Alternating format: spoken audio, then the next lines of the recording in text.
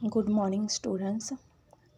आज हम जो है ऑपरेटर प्रेसिडेंस एंड एसोसिएटिव का टॉपिक डिस्कस करेंगे। ऑपरेटर प्रेसिडेंस क्या होता है कि जो इसमें क्या होता है कि पाइथन में इसका मीनिंग है कि आप सबसे पहले किस ऑपरेटर को प्रायोरिटी देंगे। ठीक है, जैसे कि अर्थमेटिक ऑपरेशन जब हम परफॉर्म करते हैं, जब भी मैथ में जैसे फार्मूला, अर्थमेटिक मतलब मैथमेटिक में जब हम फार्मूला कौन सा फॉलो करते हैं, बॉड मास यूज़ करते हैं ना। ये तो सभी ने सुना होगा क्योंकि 10th तक वो फार्मूला चलता ही चलता है। बॉड मास में क्या होता है, सबसे पहले हम ब्रैकेट सॉल्व करते हैं, ब्रैकेट को प्रायोरिटी दी जाती है, फिर पावर ऑर्डर होता है, फिर हम डिवाइड करते हैं, फिर मल्टीप्लाई, फिर प्लस करते हैं, फिर माइनस। ठीक है, देन लास्ट पे हमारा आंसर होता है। जो सीक्वेंस दी होती है उसके अकॉर्डिंग जो आंसर आता है उसका करेक्ट किया जाता है। ये नहीं कि पहले आप डिवाइड कर दो फिर या फिर बाद में आप ब्रैकेट सॉल्व करना, ऐसे जो है आंसर जो रॉन्ग हो जाता है। ठीक है, ऐसे ही जो पाइथन प्रोग्रामिंग है इसमें कुछ प्रेसिडेंस होते हैं। ठीक है, कि सबसे पहले जो है हमने कौन सा ऑपरेटर है उसको उठाना है। ठीक है, उसको ऑपरेट करना है। ठीक है, जैसे कि ये एक्सप्रेशन मैंने छोटा सा लिखा हुआ है। ठीक है, 5 + 8 × 3। ठीक है, अगर हमने अर्थमेटिक ऑपरेशन परफॉर्म करना, हम सबसे पहले क्या करेंगे, 8 को 3 के साथ मल्टीप्लाई करेंगे, देन 5 में क्या कर देंगे, प्लस कर देंगे। ठीक है, लेकिन हम यूज़ क्या कर रहे हैं, पाइथन में क्या होगा, जा तो हम जो है लेफ़्ट टू राइट सॉल्व करेंगे। ठीक है, या फिर हम क्या करेंगे, राइट टू लेफ़्ट परफॉर्म करेंगे ऑपरेटर्स को। इसको हम क्या बोलते हैं, एसोसिएटिवली।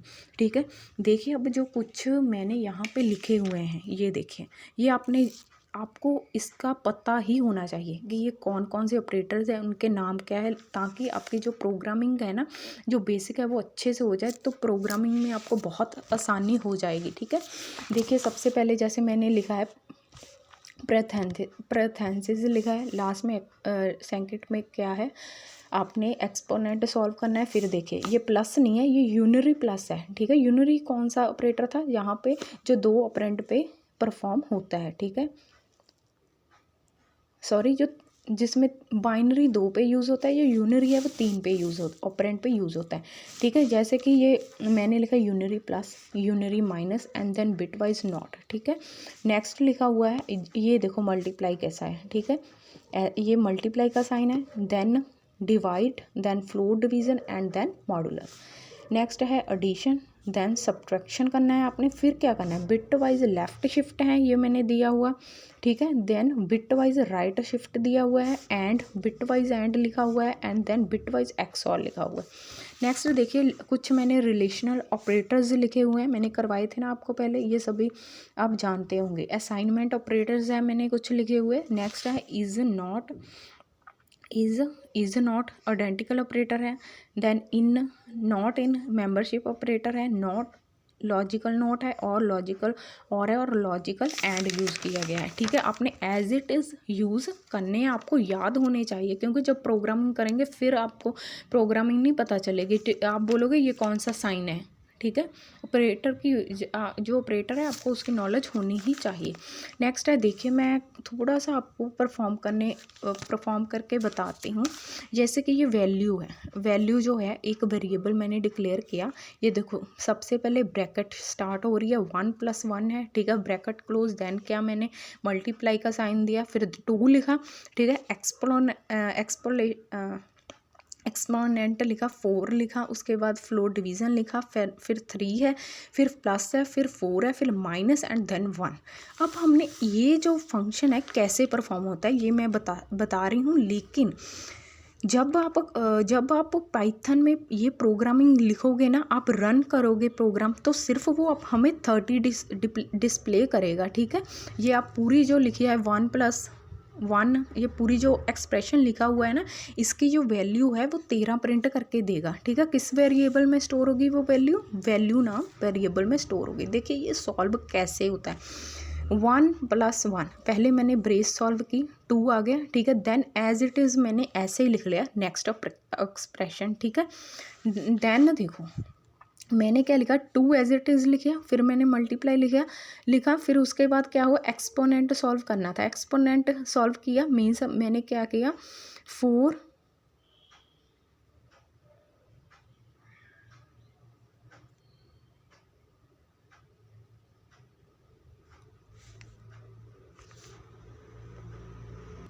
जी। फिर देखिए मैंने क्या किया, 2 को एक्सपोनेंट सॉल्व किया, कितना आ गया 4, 4 को मैंने क्या किया 4 के साथ मल्टीप्लाई किया, 16 आ गया। देन नेक्स्ट एक्सप्रेशन मैंने एज इट इज़ लिख दिया, ठीक है।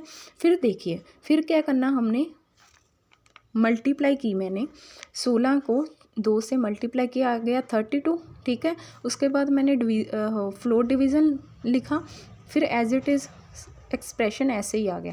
जब हम फ्लोर डिवीज़न को सॉल्व किया तो 32 फ्लोर डिवीज़न 3 ये है ऑपरेटर, ठीक है। इसको सॉल्व किया तो 10 आ गया, एज इट इज़ ऐसे ही एक्सप्रेशन लिख लिया। फिर देखो मैंने क्या किया, 10 + 4 लिखा तो 14 आ गया। Then expression as it is लिख एक्सप्रेशन जो है साथ वाला एज इट इज़ लिख लिया। फिर मैंने 14 - 1 किया, ठीक है। लास्ट में 2 ऑपरेंड रह गए, 14 और 1, ये ऑपरेंड है, ऑपरेटर माइनस, ठीक है। तो आंसर कितना आ गया 13। लेकिन देखो मैंने ये माफ़ कीजिएगा, जब जो पाइथन है ना उसमें क्या होगा, आपने सिर्फ एक्सप्रेशन लिखना, ये वैल्यू नाम का वेरिएबल डिक्लेयर किया, एक्सप्रेशन लिख लिया आपने, आपको जब आप एंटर करेंगे 13 वो हमें आंसर देगा। ये कैसे कैसे ये पाइथन में जो ऑपरेटर परफॉर्म होते हैं उसको प्रायोरिटी कैसे दी जाती है वो मैंने बताया। और मैंने देखिए जो मैंने आपको समझाया ना, मैंने थोड़ा सा नीचे लिख दिया, एक्सप्लेन किया है। देखिए पहले हमने प्रेथेंसिस जो थी वो किया सॉल्व, फिर हमने एक्सपोनेंट सॉल्व किया। एक्सपोनेंट क्या होता है, पावर, ठीक है।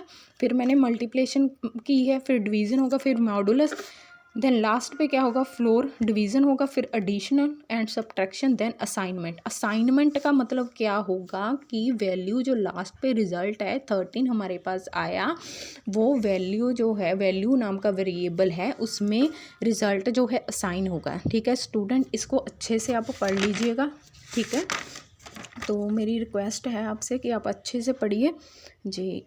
अगर कोई डाउट है फिर भी मेरे साथ कांटेक्ट कीजिएगा आप, ठीक है। मुझे बता सकते हैं, मुझे मैसेज भी कर सकते हैं जी। शुक्रिया।